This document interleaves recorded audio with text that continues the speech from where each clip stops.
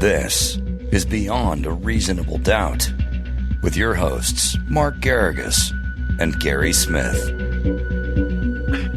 Tip of the hat to Awesome Dawson. A happy Sunday morning from the Church of BARD. And Gary, how the heck are you? I'm doing well, Mark. I'm pretty tired. I've been setting up for a 3-year-old's birthday party, which I had no idea was such an involved process. It takes weeks and thousands of dollars. You know, we could have a whole show on whether or not this the prince's GPS prince will actually remember his birthday party at 3. Yeah. My father often had a theory that there were no memories other than implanted memories prior to the age of somewhere between 4 and 5. So. Yeah. We'll see. Sounds about right. But nonetheless, it'll be fun, and it'll be a celebration for his mother and me as well. So we'll be surrounded by friends and family, and we're looking forward to it. It's fantastic. Just record everything that you can, which I'm sure I don't have to tell you. And, we've got quite a bit that we could talk about this week. I'm going to let you, for once, I'm going to let you be the one who drives which stories we do when. Well, I can't disappoint fans of this show who know, where my loyalties lie. Elon Musk has come out and said that it's basically impossible to, as a public figure, sue for defamation. But he thinks that Sergey Brin's now ex-wife or soon-to-be ex-wife, as a more private figure, should, because he thinks that she would have a chance of winning. And I'd like to know your thoughts on this. This is, of course, on the heels of the, I think, Business Insider article that suggested that Musk had an affair with his friend Sergey Brin, former founder of Google, his wife, and that caused the now imminent divorce. By the way, is this publication the same one that drove what's his name from Barstool to the point of going nuclear? I believe it is, isn't it? Yeah, Dave Portnoy. Yeah, it's absolutely right. Okay. Yeah. And I became familiar with him when he was doing that tour of duty. In fact, I followed him a couple of times on some Fox TV spots and listened to him go off. I had a fun time watching him get into it with Boring Cop about 9 months or a year back. Oh, I remember that as well. That's right, with Ben. Ben and he had quite a time. Yeah. And then isn't the Miss Shanahan, isn't she represented by Brian Friedman? Yes, I believe she is. And Brian is a friend and lawyer that of the show and of me, and is very, very. I would say he's got one of the more public-facing practices right now. He's got that case. He's got Chris Cuomo against CNN. Mm-hmm. He has, in fact, there was an article in Puck Media by one of my favorite writers, Eric Garner, who writes in the legal space, used to be with another outlet. Now he's with Puck. Just did an interview with Dan Petrocelli about him. It's an interesting theory that that Musk has got. The idea that she's not a public figure, I think probably is correct. And not being a public figure, she wouldn't need to show malice. If you've seen some of the reason I brought up or it made me think about Dave Portnoy is because Portnoy made the accusation. I've done no research myself to see if what he said was accurate, but it certainly made some sense that they kind of wrote first with an eye towards clicks and traffic. And then later would walk back some of it if they thought it wasn't true. And if there is a track record of that, and you don't have to show malice, but you can show just kind of an extreme failure to attend to detail, I can see where this thing would have some traction to it, or actually have some attraction to Brian to bring this. So I'll have to talk with him and get his take on it and see whether or not there's something there. When you had mentioned Elon Musk, you know what I thought, not being in the weeds on the who's Bing Bang Bong and who. I thought it was because Friday the Elon had filed both his defense, he has a cross complaint, and the affirmative defenses against Twitter under seal, by the way.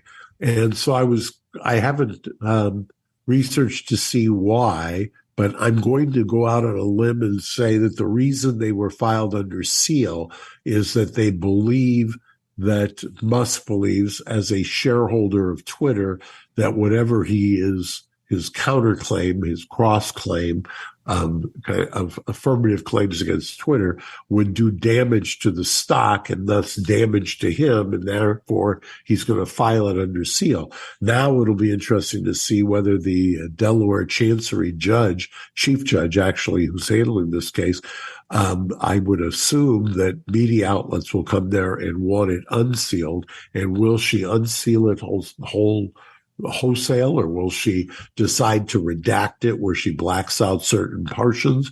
I can't imagine that you can reconcile easily. They've got a battalion of lawyers on each side, but I'm sure that the argument will be as well, just redact or black out, so to speak, portions of it that you think are going to do damage to the company and the value of the company. But then again, I can see an argument against that, well, why should he, meaning Musk, know about these things on a publicly traded company, and why shouldn't that be in the public sphere?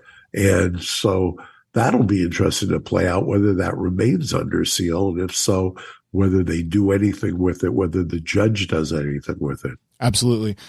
We should probably move on to another story, but first I should make a small correction here. Business Insider has definitely been in the middle of the Portnoy thing, but this was originally the Elon, Sergey Brin's wife story, was originally a Wall Street Journal thing. I've been reading too many things this weekend and spent too much time in the sun setting up, and I got confused. So apologies there. What do you want to talk about next, Mark? You graciously let me go first. There's an interesting decision. I don't know that we've talked about it yet, Gary, on any of the shows. We had quite a busy past 10 days with subbing in on Adam and Drew. But you may have seen the recusal order where a Georgia state senator who was one of the targets received a target letter from Fulton County, which basically, for those who aren't in the weeds on the criminal stories, years ago, the Department of Justice started doing kind of tiers, if you will, of people who get called or investigated. And one is, you've heard, a subject, and a subject can move up to be a target, basically. Subject can go up, and a target generally means you really need to lawyer up quickly. And if you haven't already, I always recommend, if you've been identified as a subject, you better have had a lawyer already. But you always want to try to move down a tier, down to the place where you're just a witness. And so anyway, at some point, this group of, I believe it was 11, received from the Fulton County, Georgia district attorney, and this had to do with the what's been referred to as the fake electors scheme, and that they received letters. Their lawyers had been dealing with the DA. The DA had said all along that they were witnesses, and then at some point had elevated, as they started going in front of the grand jury, their status from witness to target. One of the targets is a sitting or was a sitting state senator who's also running, I believe, for lieutenant governor. And the DA there, the county DA who's handling this matter, had thrown a fundraiser for the target's opponent for lieutenant governor. Did I get that factual recitation? Correct. The target, the candidate for lieutenant governor, went to the judge most grand juries have a judge who supervises them, federal and state, and did a motion to recuse, to say, hey, time out, judge. This person has a conflict of interest. The conflict of interest is so pervasive that I can't get fair treatment here. You've got to wall this person off. You got to recuse this person. And the judge did. The other electors joined in, but he did not go that far, but he recused this DA because the appearance of impropriety was so acute that she's no longer, and her office is no longer allowed to pursue this matter. It's an interesting issue. I had thought, but in reading the opinion, it appears not. The judge had indicated this grand jury does not have the power to criminally indict. I don't know if you knew that, Gary, but buried in the opinion is that little tidbit. And so this is more of an investigative tool for the prosecutor's office, which I think lends even more credence to the idea of recusing the DA. Since they're only using the grand jury as a tool, they shouldn't be able to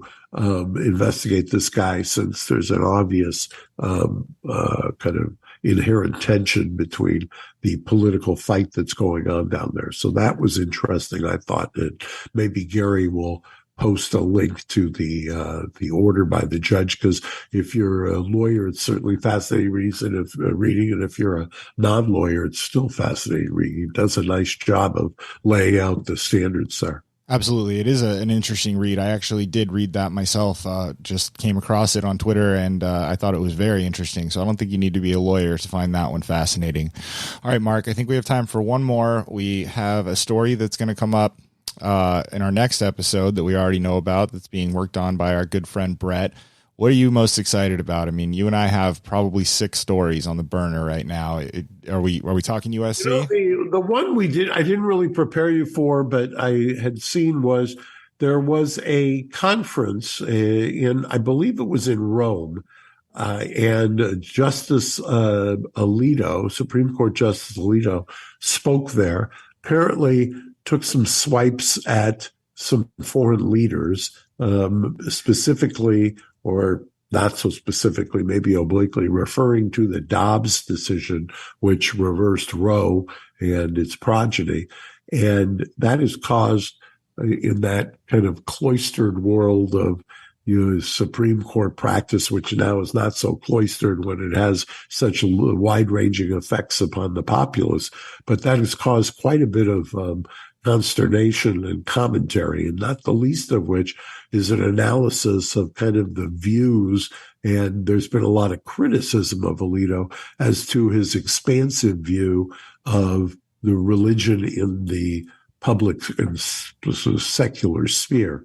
And I think you may see some ramifications there, or arguments there, that are made in future cases, or it gives some wind at the back of the people who want to expand the number of people on the court, and things of that nature. That's Gary, I don't know the name. It was at the 2022 Notre Dame Religious Liberty Summit in Rome, for those who want to go take a look and read a little bit more. Also, just a point of, I'll go a little Business Insider. He's sporting a very un-Alito-like facial hair that apparently I'm told now is something that he does when court's not in session. So can take a look at Alito and see what he looks like when he's off the court, so to speak. And quite a snazzy bow tie, if I do say so myself. Trying to my computer's running a little bit slowly, but I'm trying to see if I can pull this picture up so that we can show it here. We have quite a bit to cover in our coming episodes. I know there's some stuff you're excited about at USC. There you go. Oh yeah, I'd love to talk about that, but we'll wait. Yeah, look at that. The bow tie, the facial hair at the Religious Liberty Summit is quite a cut. Even if you disagree vehemently with him on the issues, which I certainly do, it's we may discuss a little bit more some of the text of some of the comments he made, because I think they're tells for coming cases that are going to get granted for cert and in the court. In many ways, I have made the argument to those who listen and to Gary that this court was kind of a 3-3 court, and 3-3-3, and it's quickly becoming a 6-3 and Alito court.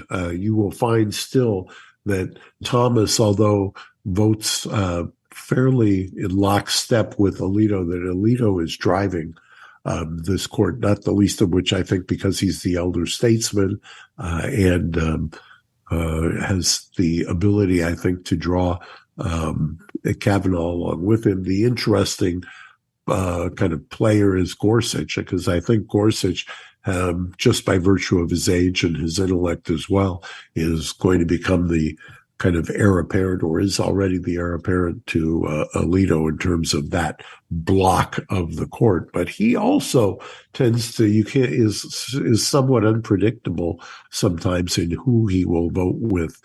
Not as much so as Alito. I think Alito has got, his philosophy is such that you can oftentimes predict, I think, with more clarity and assurance his view than Gorsuch. Gorsuch has I think a little bit more of an unpredictable approach and ideology. Absolutely. Well, we have some stories out of USC we're going to cover. We have a story out of Michigan that might be going to the Supreme Court one day soon that we're going to cover. We've got a lot on the docket, and we will be getting to it on Tuesday for another Beyond a Reasonable Doubt, and we will be back with another big show this week as well, hopefully on the Adam Carolla YouTube channel, as long as you and Drew don't do anything crazy. Yeah, by the way, Adam leaves for 1 week, just 1 week, and leaves me and Drew in charge, and it's like we just taken the car out and crashed, like we'd pulled a collective Jake. Well, hey, you know what? I'm the one who pulled the Jake, because that's my job, is to sit there and listen for things that are controversial. Silly me, an epidemiologist standing in front of the USC Medical Center talking about medicine. I thought that would be okay, but what the hell do I know? So, Mark, thank you very much for taking some time here on a Saturday night. I'm going to go ahead and pull back the curtain there just in case anything nuclear happens this evening. We recorded this one a bit early in deference to my son's birthday. So, Mark, thank you for taking the time on a Saturday. Hope everyone's enjoying their Sunday as you listen, and we will be back with you early this week. Mark, thanks again for your time. Thanks, Gary. Happy birthday to Thank you very much. To the little prince. I appreciate it, buddy. Have a good one. Bye-bye. Thanks for listening to Beyond a Reasonable Doubt. Stay tuned for more bonus episodes coming soon.